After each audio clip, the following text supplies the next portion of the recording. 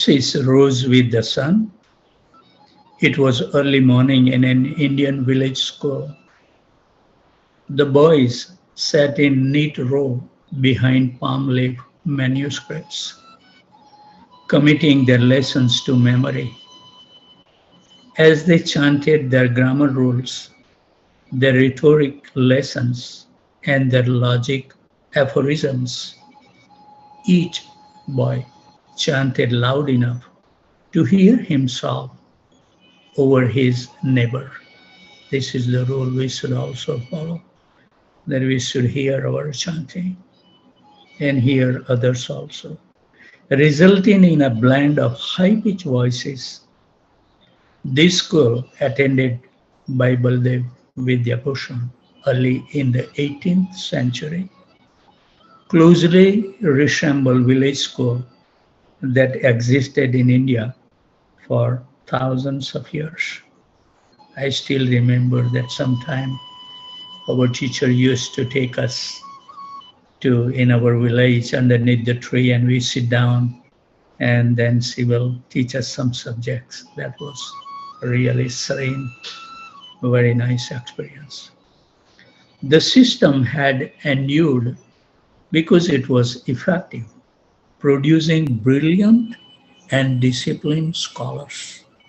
Under 47K. Haribo, Haribo. Prasanna Vishaka Mataji, please keep your phone muted. Haribo. Before coming to school, Baldev, the son of a merchant, had lived for several years near the Orishan town of Ramuna, where Gopinath deity is residing. Wonderful place. From there, he had gone to study with the group of Pandits at this school, situated ideally on the bank of Chilka Chilka Radha River. The lush Orishan forest and fertile fields provided ample fruits, vegetables, and grains for a wholesome, varied diet. The boys studied hard, played hard, and grew lean, healthy, and discerning.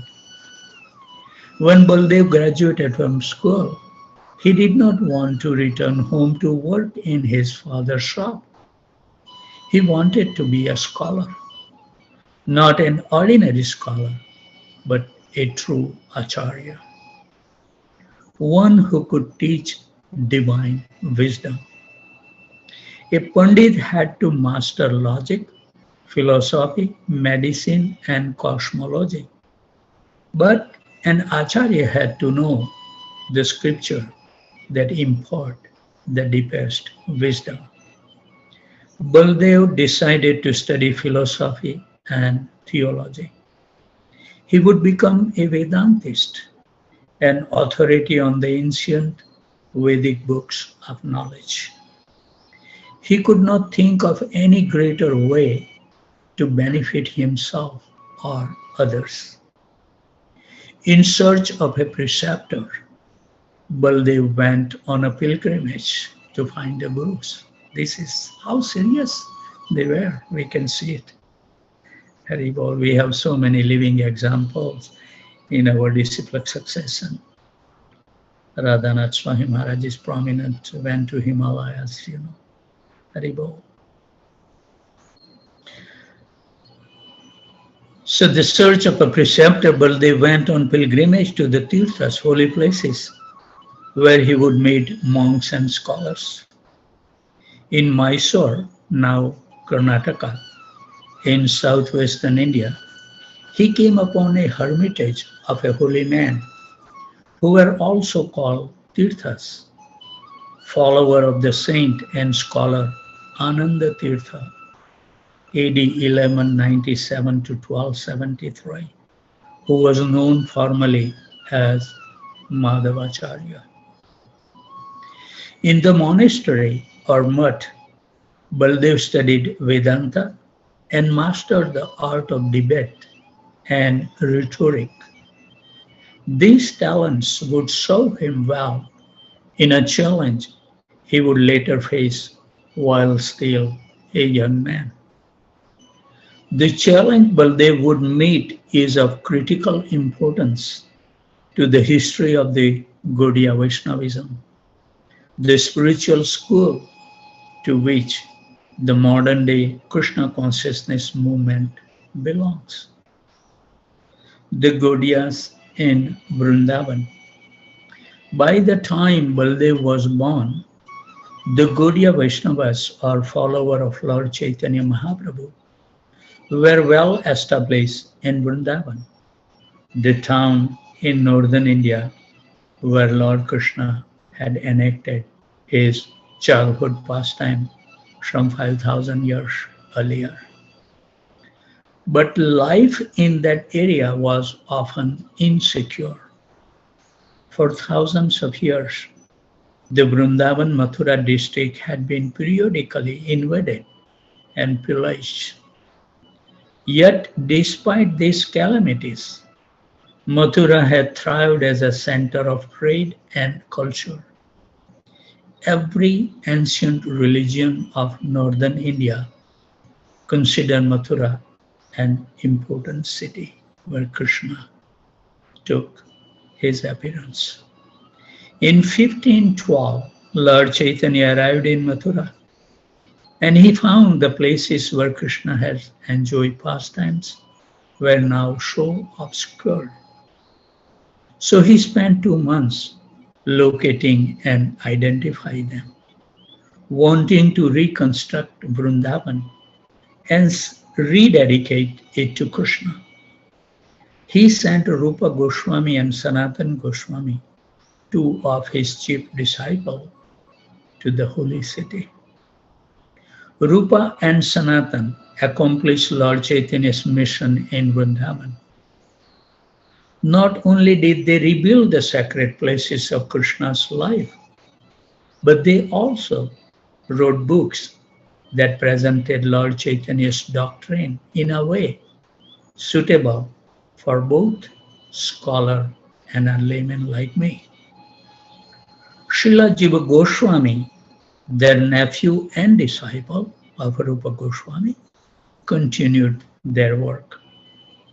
He supervised the construction of magnificent temples for the worship of Krishna, wrote exhaustive philosophical treatises on the philosophy of Krishna consciousness, and distributed the religious manuscript of the Vrindavan Goswamis throughout the Vaishnavas world.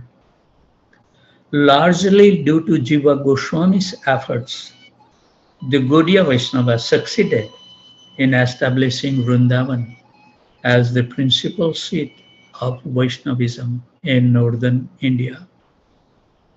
Vrindavan had always been a holy pilgrimage site, but under Gaudiya patronage, it flourished as a powerful religious center for 150 years. Gaudiya gurus and temples held sway in Vrindavan, even at the time of Baldev's arrival in the early 18th century. Govinda Dev lives Vrindavan. Unfortunately, the peaceful leadership of the Gaudiyas could not last. In 1669, the Mughal ruler Aurangzeb decreed that Hindu temples and carved images or deities should be destroyed. Deities, priests, and pilgrims were in danger, and faithful devotees of Krishna stopped visiting Vrindavan. We can just foresee how this time passed. Many of those who had the courage to express their faith were beaten or killed.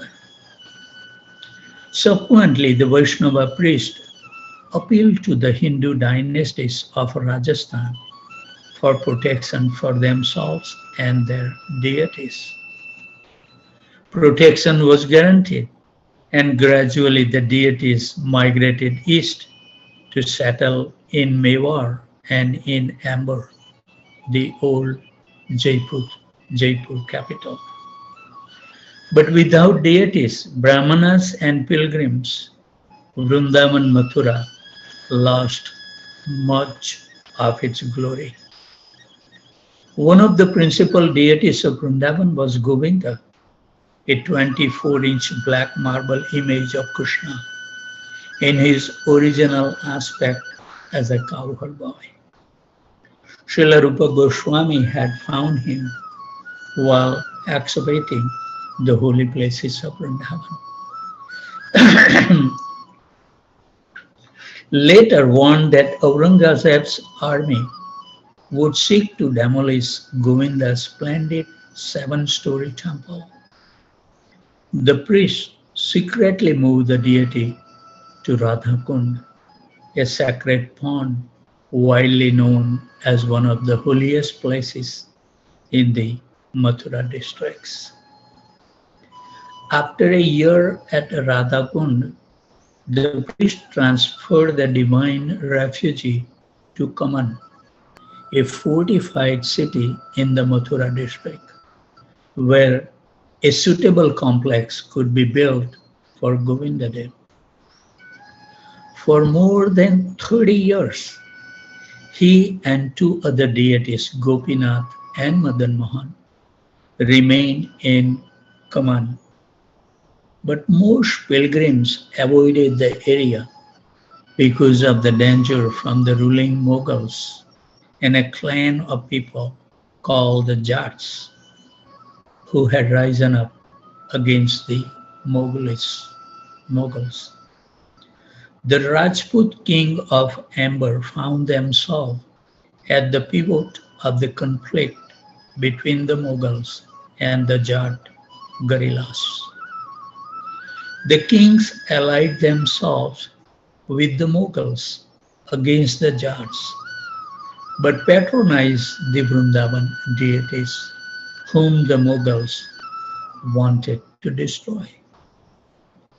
Ram Singh, the king of Amber, had ordered in 1671 that Govinda Dev be transferred to Kaman, which was then under the jurisdictions of Amber and Jaipur, although it was in the Mathura district. It is said that the transfer was meant to be temporary. The deity would return to Vrindavan when the political turmoil subsided. But Govinda Dev did not return to Vrindavan. After 33 years in Kaman, he made another trip, this time to Amber. Ramanandi's challenge. Govinda's new home had little in common with the forest of Vrindavan, where he had lived so grandly. In Vrindavan, a Vaishnava holy place, Govinda Dev was the unchallenged Supreme Lord. His priest, who stood in the direct line of Rupa Goswami, the acknowledged leader of the Vaishnavas in Vrindavan, had enjoyed unchallenged authority on questions about the philosophy and practice of bhakti, devotional service to Krishna.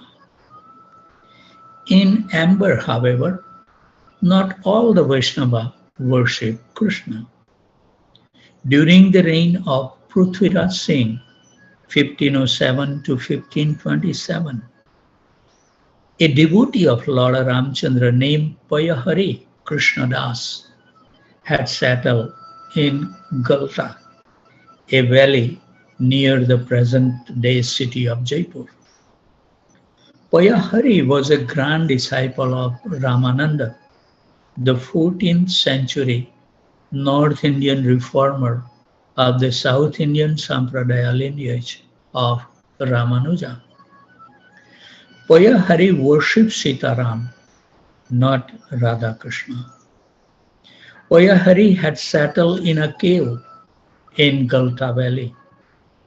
He had converted Queen Balanbai to Ramanandi Vaishnavism and she in turn had convinced her saintly husband, King Prithviraj, to sponsor the establishment of a Ramanandi monastery in Galta. Thereafter, Galta had become the northern headquarters for the Ramanuja sect. For 6 generations, the Ramanandi Mahantas, temple heads, had enjoyed a privileged position in the Amber kingdom.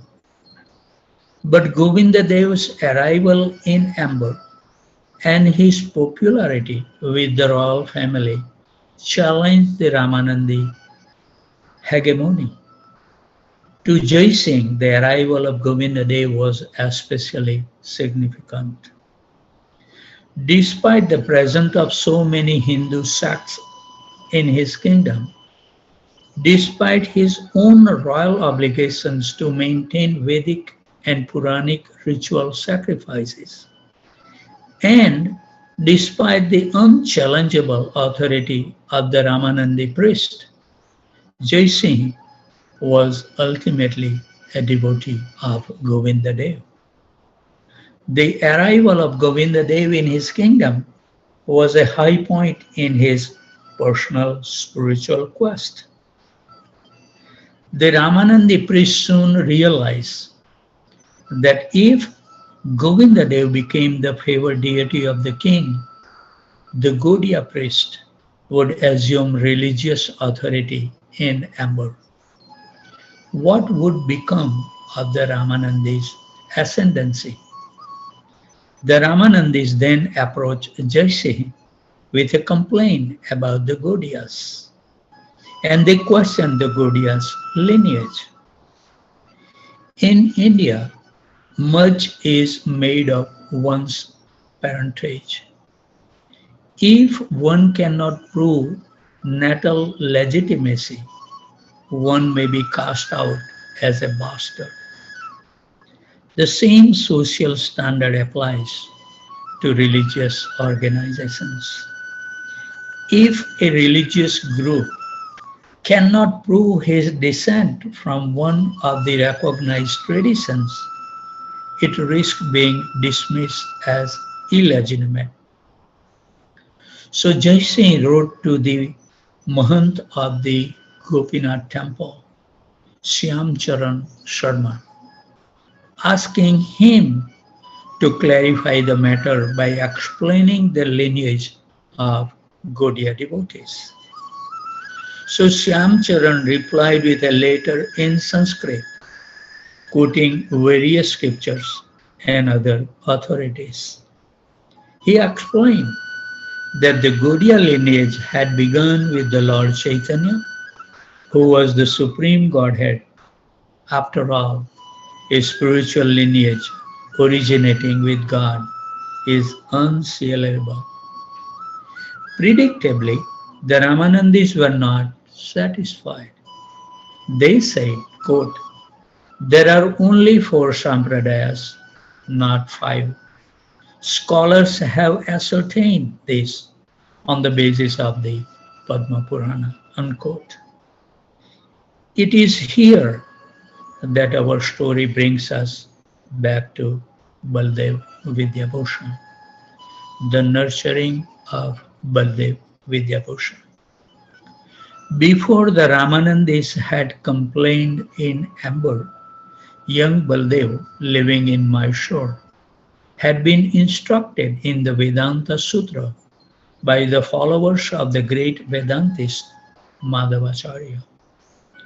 The word Vedanta consists of 2 words. Veda means knowledge and Anta means end.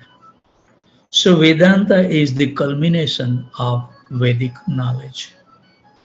The Vedas are the oldest of the traditional Sanskrit writing compiled by Srila Vyasadeva. Vyasadeva later composed the Vedanta Sutra, which contains in terse quotes the essence of the Upanishad. In the parenthesis, the philosophical hymns of the Vedas, parenthesis over. Because the Vedanta Sutra is written in aphorisms, one needs a commentary to understand it. The oldest and most famous extant commentary is that of Shankaracharya, AD 788 to 820. Shankara was a monist. He believed in the ultimate oneness of the Jiva and God, and he interpreted the Vedanta Sutra accordingly.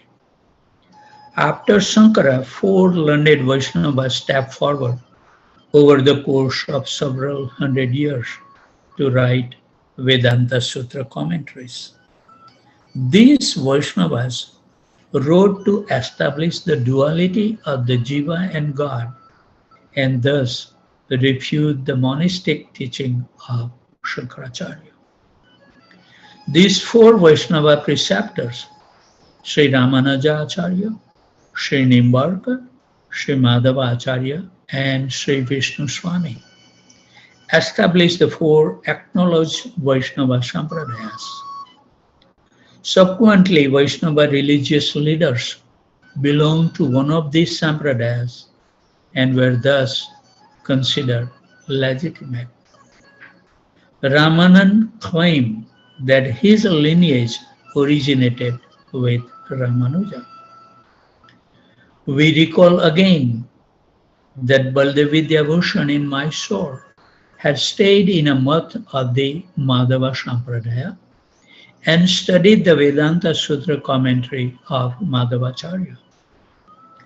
He had enjoyed his education, but he enjoyed even more the application of his learning.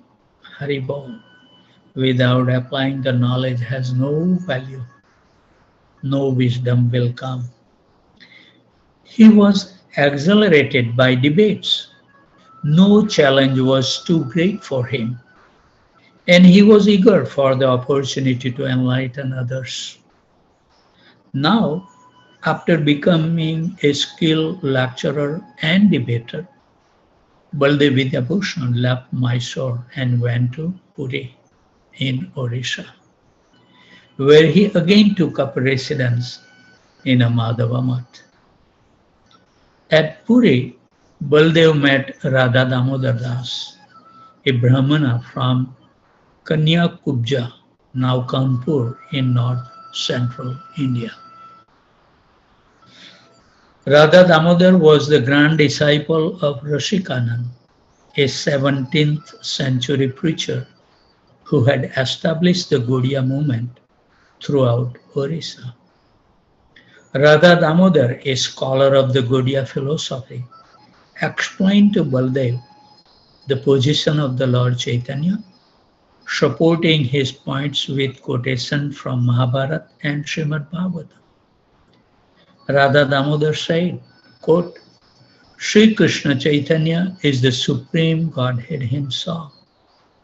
He came to flood the world with Krishna Prem, love of Krishna.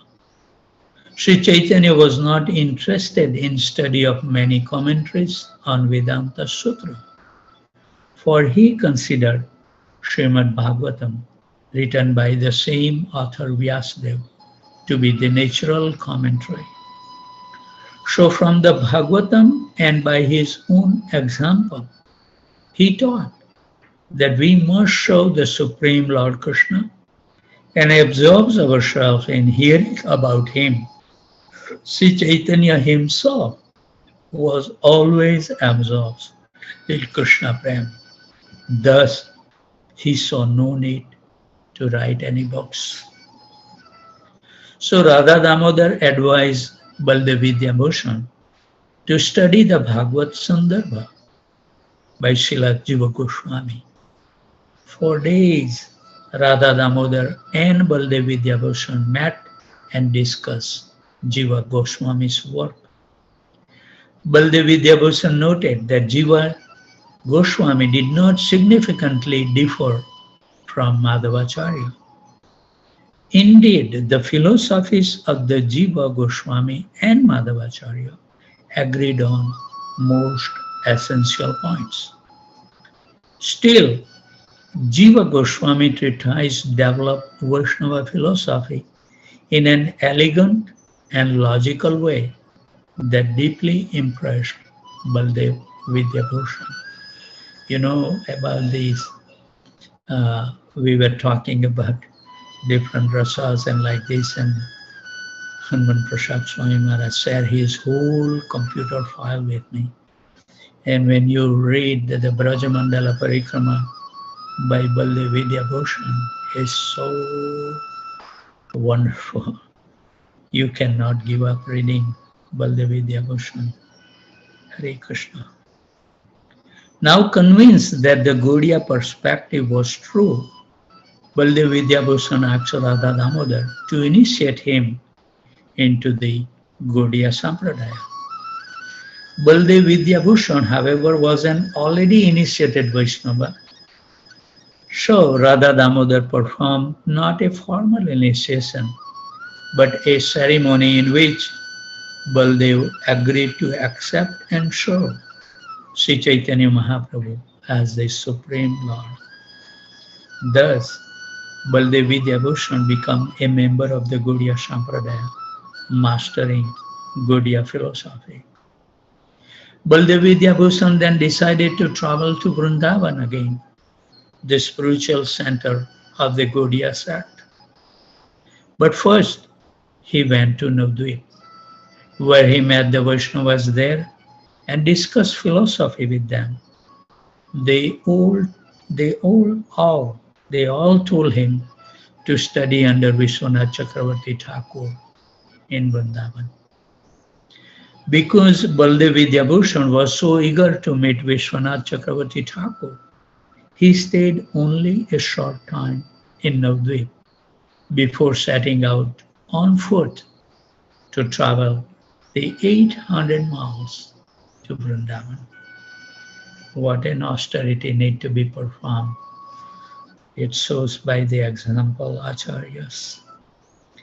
Arriving in Vrindavan after walking 800 miles on barefoot, Baldev soon met Vishwanath Chakravarti and introduced himself and explained his background and the story of his meeting with Radha Damodar in Puri. Vishwanath Chakravarti Thakur was gratified that Baldev had come to study Srimad Bhagavatam, and he suggested a suitable day for them to begin their studies. He also decided that Baldev Vidyabhushan should study the Rasa Shastras, texts of advanced devotion, with another scholar, Pitambara Das. Baldev Vidyabhushan's appetite had been whetted by reading Jiva Goswami's Bhagavad Sandarbha in Puri. From Pitambara, Baldev learned the esoteric meaning of Bhagavad philosophy as found in the Rasa Shastras. He then studied the Chaitanya Charitamrita, Krishnadas Kaviraj Goswami's biography of Lord Chaitanya. The Chaitanya Charitamrita is an advanced text for those who have fully studied other Vaishnava scriptures. By completing his study of this culminating work, Baldev Vidyabhushan qualified himself for a brilliant future as a Gaudiya scholar. Meanwhile, in Amber, the Ramanandis continued to wage ideological war against the Gaudiyas. The Ramanandis did not accept the answer that the Gaudiya Mahantas had given to King Jai Singh, that Sri Chaitanya Mahaprabhu was the Supreme Lord himself, and that his Sampradaya was therefore beyond doubt. The Ramanandis insisted on the principle of Sampradaya Chatvaraha. There are only 4 Sampradayas, implying, of course, that the Gaudiyas constituted an unauthorized 5th lineage. So the King Jai Singh prepared himself for a religious confrontation he knew was inevitable. He collected and studied the writing of the Gaudiya sect and compared it with the writing of other Vaishnava Sampradayas. Those type of king was so powerful that they had so much interest in well-being of their fellow citizens that they study the scripture also. So Jai Singh prepared himself for the religious confrontation he knew was inevitable. He collected and studied the writing of the Gaudiya sect and compared it with the writing of other Vaishnava Sampradayas. He studied the Bhagavad Purana and its commentaries by Sridhar Swami, Sanatan Goswami, and Jiva Goswami. Haribol. He pored over the Vedanta Sutra and its commentaries by Sanat, Sankara, Ramanuja, Madhvacharya, Vallabha, and Nimbarka. He explored the works of Sanatan Goswami, Rupa Goswami, Gopal Bhatt Goswami, Jiva Goswami, and Krishnadas Kaviraj Goswami, the principal theologians of the Gaudiya school. And he read Jaydev's Gita Govind, the poetry that often evoked expression of aesthetic love in Chaitanya Mahaprabhu. What a king, huh? Jai Singh then wanted to reconcile the differences between the principal sect of Vaishnavas. He felt that these differences has no philosophical basis, so continual wrangling could serve no purpose. Having completed his research, he composed a thesis called Brahma Bodhini, advocating the unity of the Vaishnavas. How much brilliant these kings were. They were the one who protected so many deities. Salute to them. The king's attraction to Krishna had been sparked during his first visit to Vrindavan. And we have visited Vrindavan so many times. Even in our Zoom class, we are doing the third time Brajamandala Parikrama, but our heart has not changed. So as a child of 7, he had been called there by his father, the military commander of the district, and who had been deputed to protect the caravans between Agra and Mathura. From that young age, Jai Singh had considered himself a devotee of Krishna. Now, his study of the writing of the Vrindavan Goswamis crystallized his sentiments. But his devotion to Radha and Krishna would be tested by the Ramanandis. Quote, the Gaudiyas should not worship Radha and Krishna together, unquote. The Ramanandis told him, quote, Radha and Krishna are not married. There is no precedent for their being worshipped together. Sita and Ram are together, and Lakshmi and Narayan, because they are married. But Radha and Krishna are not married, unquote. Now, the Ramanandis were escalating the quarrel. They not only criticized the Gaudiya's lineage, but also found fault with the Gaudiya method of worship. The Ramanandis demanded that Radha be removed from the main altar and be placed in another room to be worshipped separately. Haribol. Jai Singh went word to the Mahantas, religious authorities of the Gaudiya's temple. Quote, you must prepare a response to the criticisms voiced by the Ramanandis of Galta Valley. I'm sympathetic to your philosophy and practice, but your response must be adequate to silence the Ramanandi Pandits, or I shall be forced to separate Radharani from Krishna, unquote. Haribol. So the Mahantas of the four major Gaudiya temples of the Amber submitted their response in writing. They explained that Rupa, Sanatan, and Jiva Goswami shared the same opinion about Radha and Krishna. They could be worshipped either as married Swakiyaras or unmarried Parakiyaras, since both these pastime Leelas are eternal. Worship of Krishna in either Leela is adequate to establish a devotee's eternal relationship with the Supreme. The Ramanandis rejected these arguments, fighting for the religious and political power. They again approached King Jaisingh.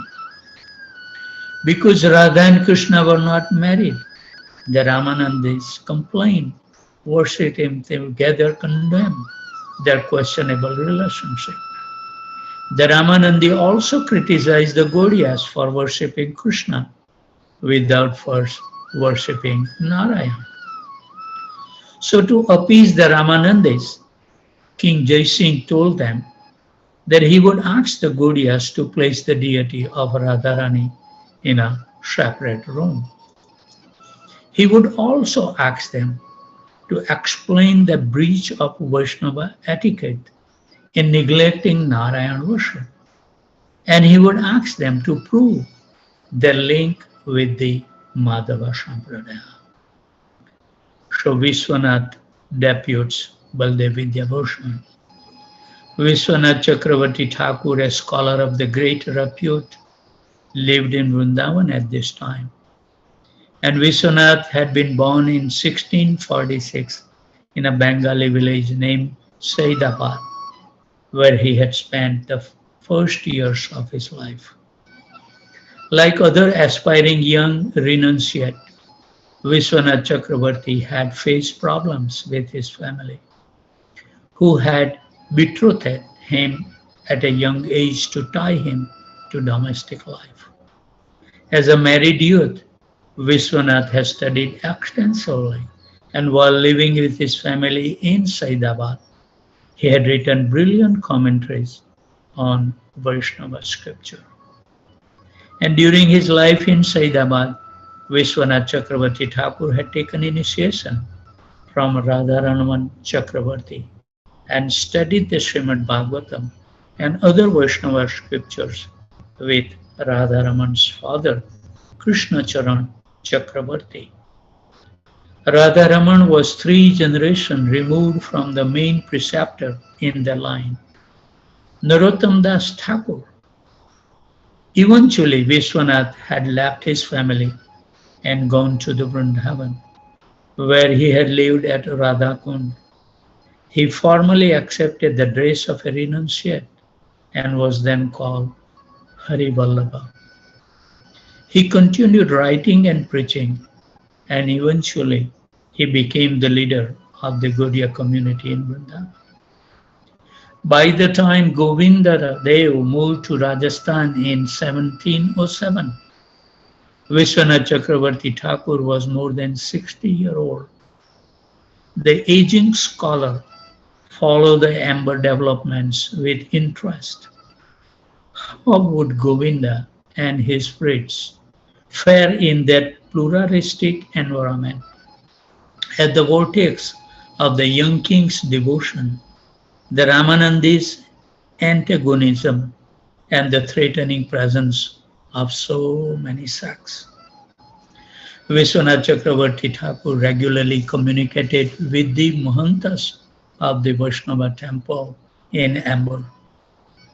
Although he had expected trouble from the Ramanandis, the quarrel had stood for years before threatening the Gaudiya priest or affecting the deity worship. Now he knew they despaired over the growing antagonism of the Ramanandis.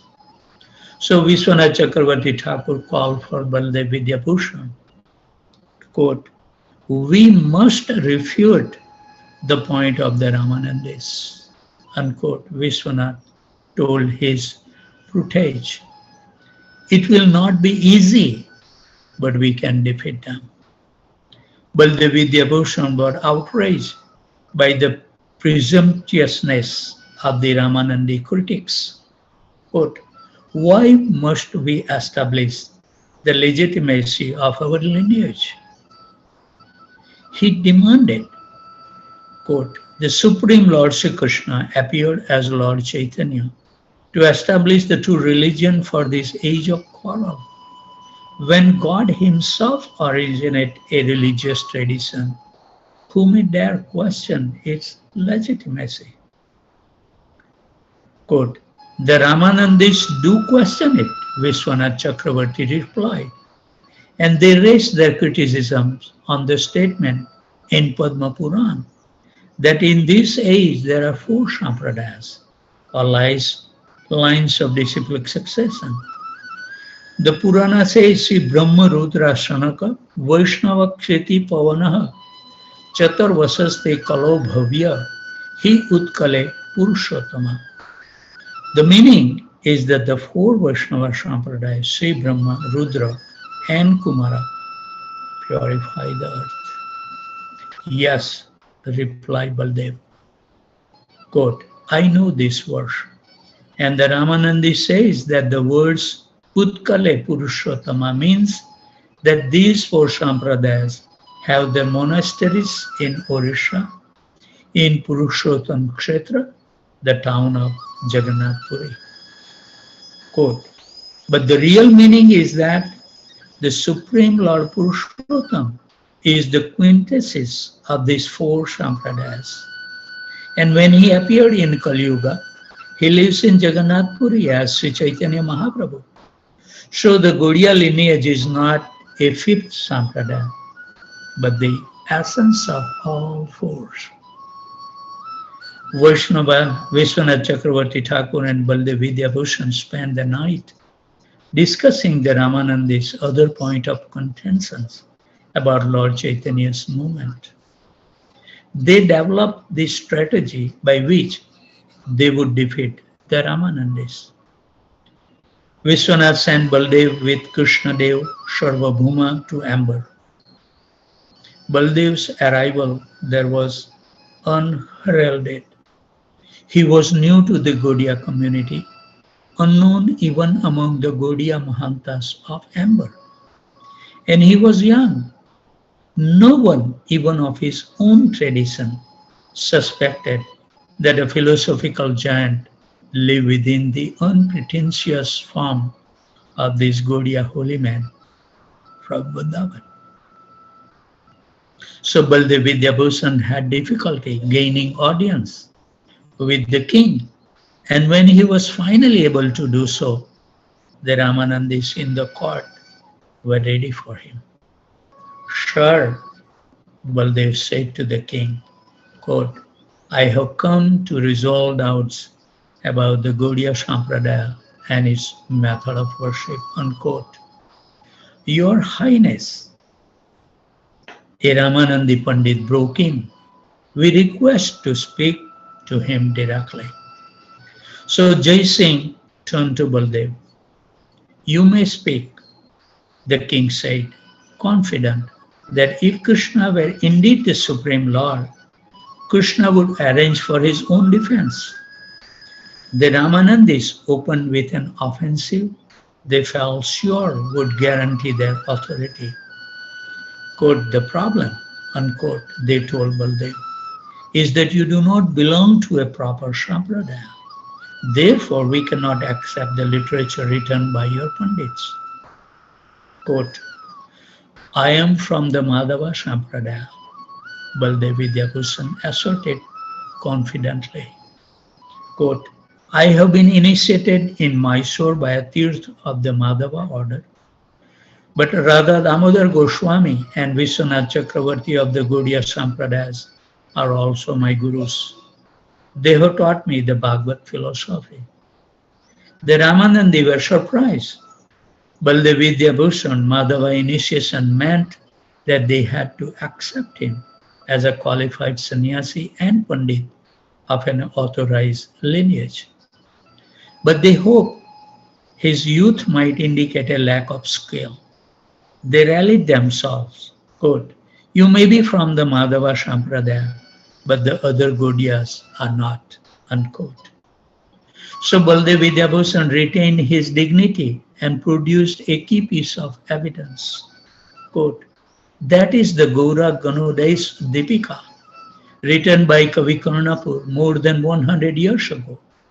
And these manuscripts detail our lineage from Madhava. Unquote.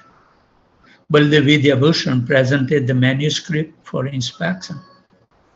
The Ramanandis again argued, quote, if the Gaudiyas claim descent from Madhava, then you must base your argument on Madhava's Brahmasutra commentary.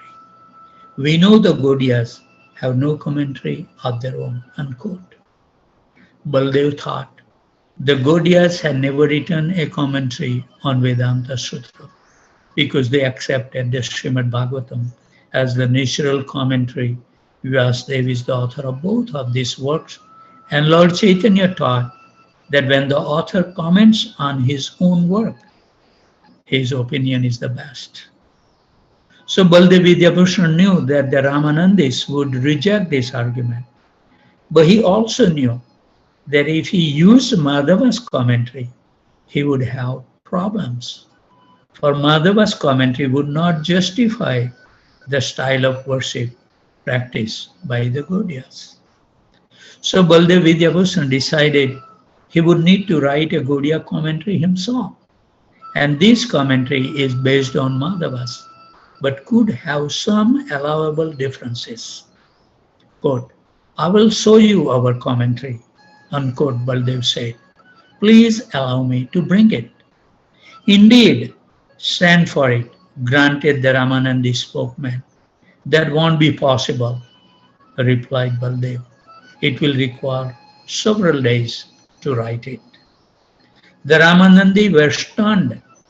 Could Baldev produce a commentary within a few days? How audacious! But if Baldev could indeed produce it, the Ramanandi's position might be threatened. Should they grant him the time he required? Before they could speak, King Jai Singh interjected. Yes, the time is granted. Prepare your commentary and notify us when it's ready. You should know that unless you present a suitable commentary, we shall accept the criticism of the Ramanandis as valid. But I shall not act on any of their demands until you have had an opportunity to present your commentary and your arguments. So, Govinda Dev inspires Baldev Vidyabhushan to write our commentary. Baldev Vidyabhushan left the assembly, followed by Krishnadev Sarvabhauma. Baldev saw himself a puppet in the hand of the Lord. He had spoken boldly in the assembly, but would the divine puppeteer guide his pen? Baldev went to Govindapur, presenting himself before Govinda. He knelt and prayed, quote, O Govinda, your devotee Vishwanath has sent me here to defend you and your devotees. But I cannot do it. I'm just a soul fallen in ignorance. But if you wish, you may empower me to write a Vedanta Sutra commentary that will glorify you. If you wish, I shall write the truths I have learned from your devotees and your scriptures. And I have faith that by your mercy, this truth will appear most logical. Sorry, we are going a little over time. I didn't expect that will take that long, but very wonderful. Then Baldev Vidyabhushan began to write. Pausing scarcely to rest, he wrote and prayed and wrote again. Days passed and nights, but he did not stop. Haribol, day and night. Some historians say he wrote for 1 month without sleeping. Haribol. So it is possible for us to have a couple of hours sleep someday.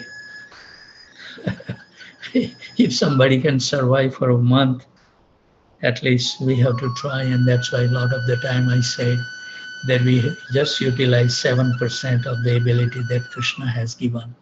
But we have untouched 93% of the ability that Krishna has given us. So some of the historians say he wrote for the 1 month. Others say it took him only 7 days. In any event, Baldev Vidyabhushan soon returned from Govindapur. By now, keen expectancy had been aroused in all the various parties. The King Jai Singh, hoping to see the Gaudias vindicated, was especially eager to see the commentary. And the Ramanandis, however, awaited the commentary with some trepidation, hoping they could defeat it readily. So Baldev entered the court of debate conveyed in Galta. He stood on one side with the Gaudiya Mahantas. Facing them were the Ramanandit Pandits. King Jai Singh presided over an audience of the nobles and scholars was in audience. With the king's permission, Baldev rose. What a etiquette, huh? This commentary, he said, putting forward his work, is based on Madhavas, but there are some important differences. If you examine it, you will find that it upholds the Gaudiya philosophy taught by Lord Chaitanya, unquote. King Jai Singh was super learned person. A Ramanandi Pandit stepped forward and received Baldev's commentary. Who is the author of this work? He asked. Baldev replied, the name of the commentary is Govinda Bhashya. Govinda Dev has inspired this work. I have given the direct meaning of the sutras according to the wish of Sri Chaitanya Mahaprabhu, and my comments are based on the teaching of my gurus, unquote. The learned member of the Ramanandi contingents examined the first portion of the Bhashya to determine whether it was as Baldev has claimed. A smokeman considered, quote, the influence of Madhava is certainly demonstrable in this commentary, but we should examine some of the differences, unquote. Baldev then addressed each of the Ramanandis' objections to Gaudiya worship. Quote, I have expounded on every aspect of Gaudiya practice. In chapter 3, he said, since your criticism concerns our style of worship, you should turn to chapter 3 to see how Vyasadeva, the author of the Vedanta Sutra, has provided for our worship.